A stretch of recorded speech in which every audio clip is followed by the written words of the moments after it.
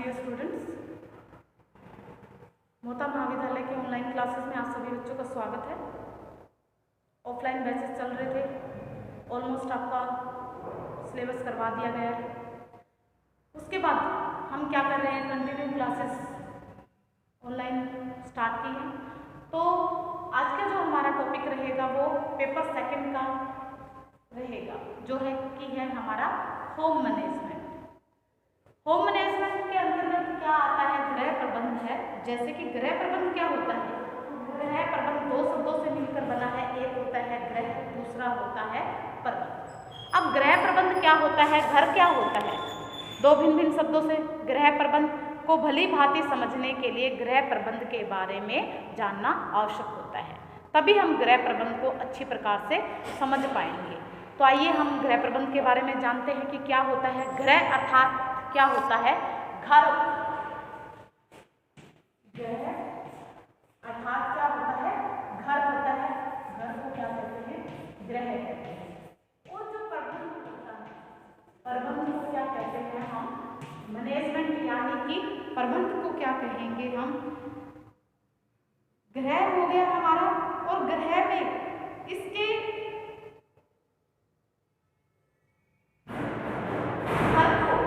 अच्छी प्रकार से सुचारू रूप से चलाने के लिए हमें उसके अंदर क्या करना पड़ता है, मैनेजमेंट करना पड़ता है, उसका आयोजन करना पड़ता है। जो भी कार्य किए जाते हैं उनका आयोजन ठीक रूप से किया जाता है। अब घर की बात करते हैं।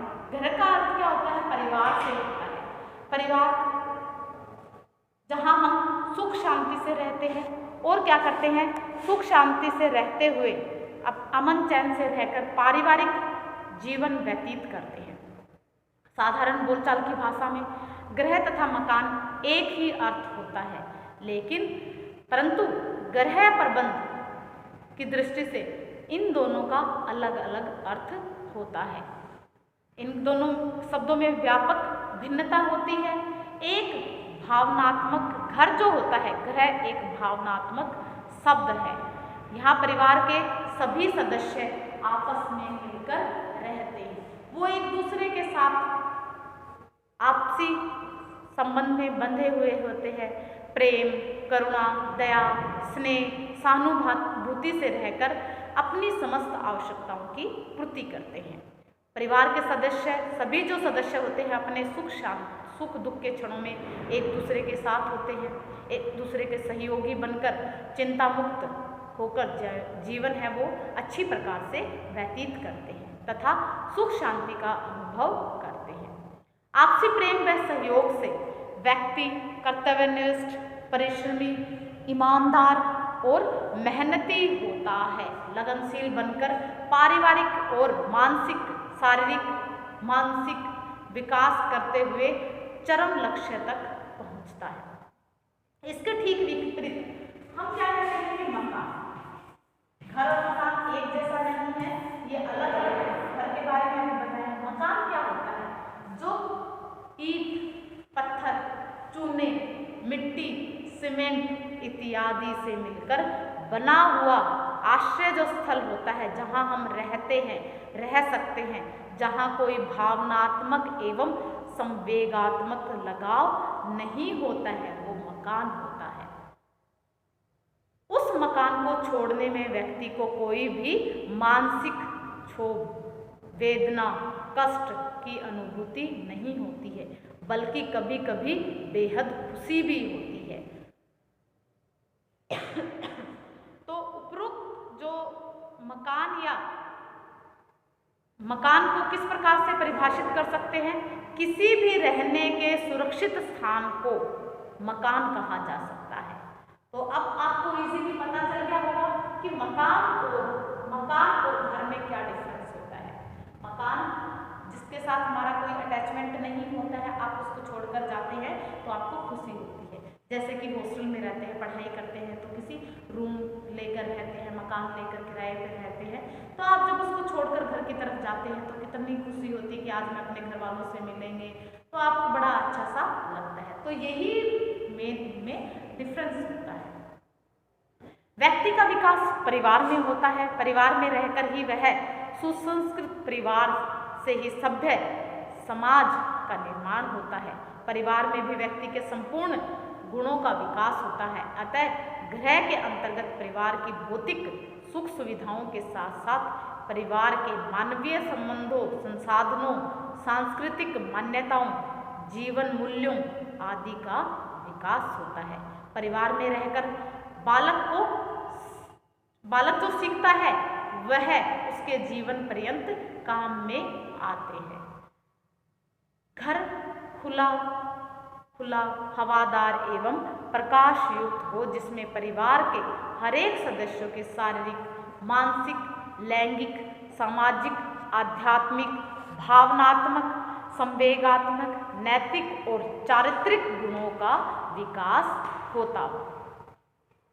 अब आप देखते हो उन सभी आवश्यकताओं की पूर्ति जो भी हमने बात की, उन सभी की पूर्ति कहाँ से होती है? घर के अंदर ही रहकर होती है।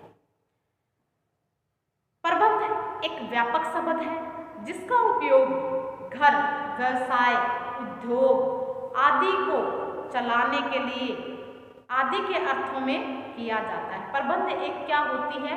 मानसिक प्रक्रिया है। प्रबंध एक क्या है? मानसिक प्रक्रिया है। इसमें क्या किया जाता है?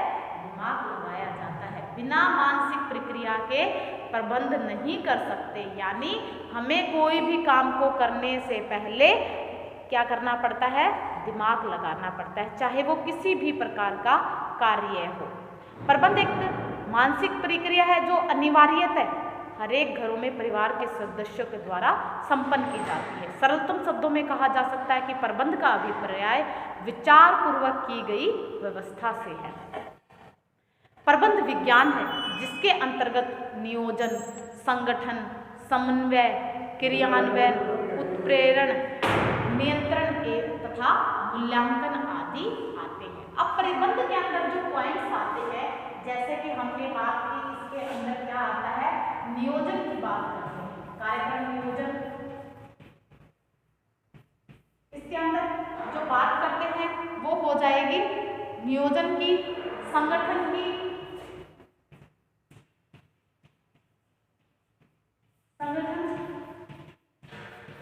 समन्वय, क्रियान्वयन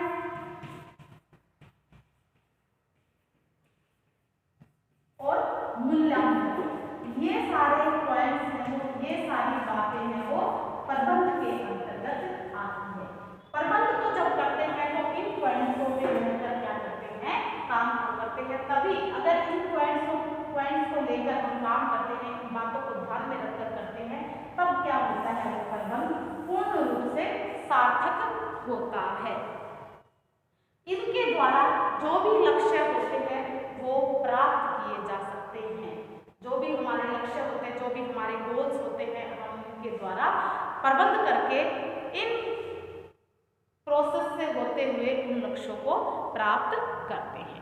अब इनकी काफी सारी प्रबंध के बारे में डेफिनेशन है, जैसे कि मैकफॉरलैंड क्या कहते हैं? वो कहते हैं कि प्रबंध एक वह प्रक्रिया है जिसके द्वारा प्रबंधक विधि पूर्वक समन्वित व सहयोगपूर्ण रवैया अपनाकर मानवीय प्रयासों के माध्यम से स्वदेशी संगठनों का सर्जन, निर्देशन एवं संचालन करते हैं। फिर निकेल एवं डॉर्सी ने क्या कहा है प्रबंध के बारे में? उन्होंने कहा है कि प्रबंध एक योजनाबद्ध क्रिया है जो इच्छित अंत को प्राप्त करने के लिए निर्देशित करती है। अब गृह प्रबंध की परिभाषा की बात करते हैं। हम सभी गृह प्रबंध का उपयोग दैनिक जीवन में करते हैं तथा सामान्यतः प्रत्येक व्यक्ति इसके अर्थ से परिचित भी है, परंतु फिर भी इसके अर्थ को स्पष्ट करना आवश्यक है, क्योंकि आगामी जो भी हम विषय हैं उन पर चर्चा करेंगे तो उसके लिए इसके अर्थ के बारे में पता होना चाहिए। सरल शब्दों में प्रबंध एक साधन मात्र है, अर्थात हमारे पास जो भी साधन उपलब्ध हैं उसका सर्वोत्तम उपयोग इस ढंग से किया जाए जिससे जो हमारी इच्छाएं होती हैं, हमारे जो उद्देश्य होते हैं, उनकी पूर्ति की जाए।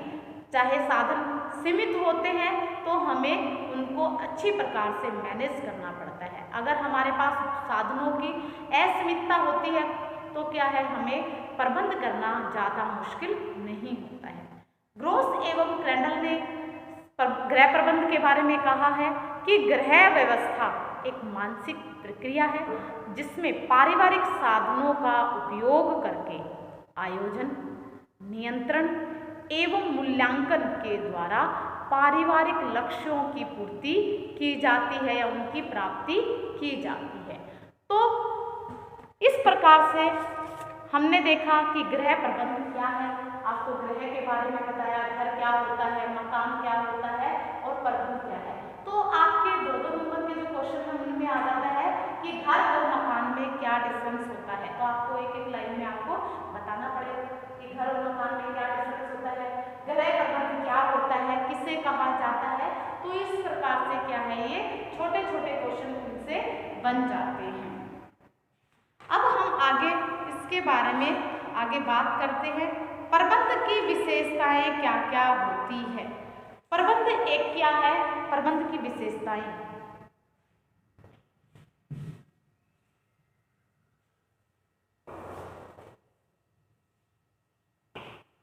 प्रबंध की विशेषताओं की बात करते हैं।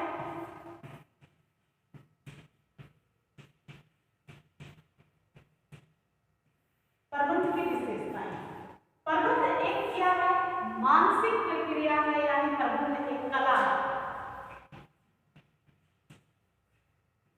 प्रबंध एक कला है।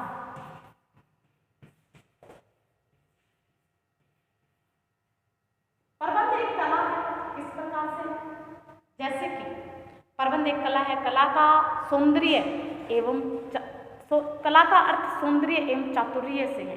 चातुर्य का प्रयोग कर व्यक्ति इच्छित परिणाम पा सकता है। यानी आप देखते हो कि लोग बड़ी चतुराई से कम समय में कम साधनों के द्वारा बड़े अच्छे तरीके से अच्छे परिणाम प्राप्त कर लेते हैं।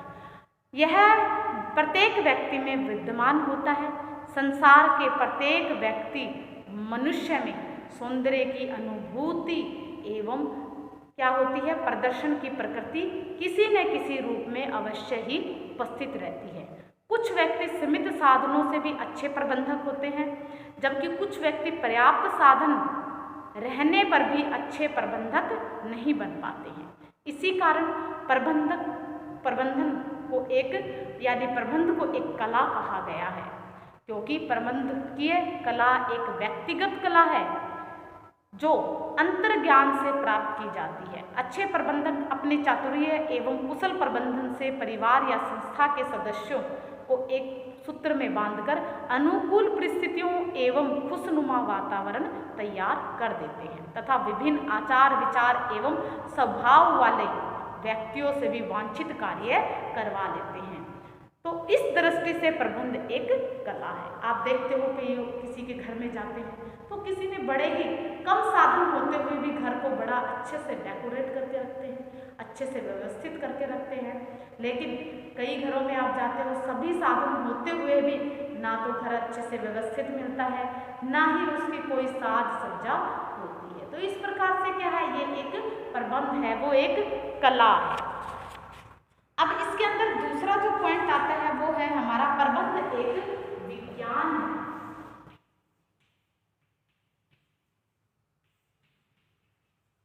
एक विज्ञान है।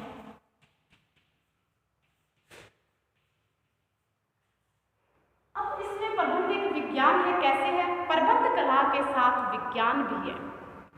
इसके अंतर्गत नियोजन, संगठन, क्रियान्वयन, नियंत्रण और मूल्यांकन, ये सारी बातें आती हैं। आदि का वैज्ञानिक विश्लेषण किया जाता है।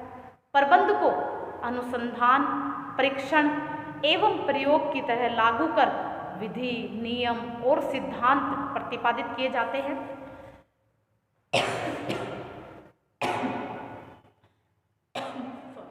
इन सिद्धांतों एवं नियमों को अपनाकर निर्धारित जो लक्ष्य होते हैं उनको प्राप्त किया जाता है। तो इन्हें सभी जगह लगभग समान रूप से लागू किया जाता है। इसी वजह से प्रबंध क्या है, विज्ञान कहा गया है। प्रबंध एक सार्वभौमिक प्रक्रिया है। ये क्या है? एक प्रबंध है कि सार्वभौमिक प्रक्रिया है।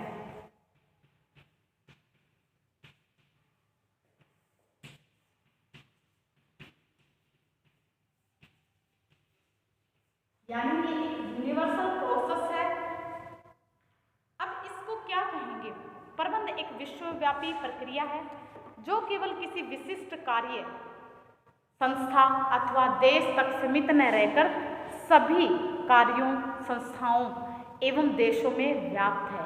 उदाहरण के लिए, एक सुयोग्य चिकित्सक किसी देश या संप्रदायों के मध्य पुल की भांति कार्य करता है एवं संपूर्ण विश्व के लिए मानव कल्याण के लिए कार्य करता है।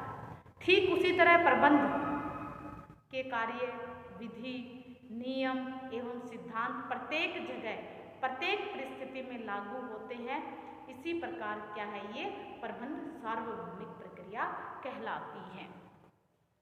प्रबंध सामूहिक प्रयास है। प्रबंध क्या कहा गया है? सामूहिक प्रयास है।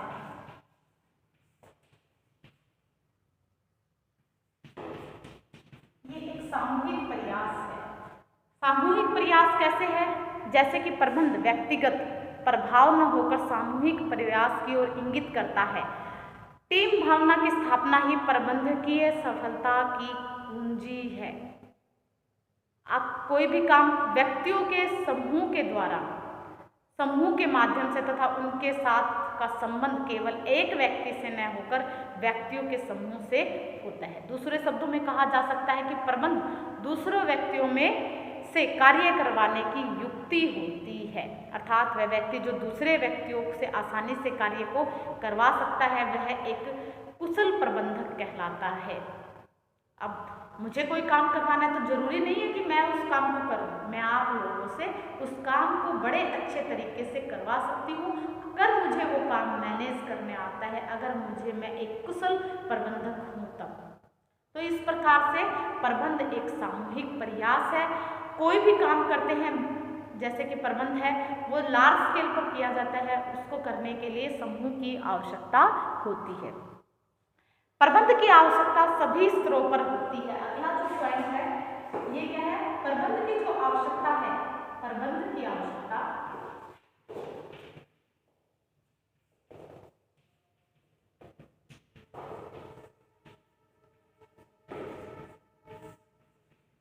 सभी स्तरों पर होती है।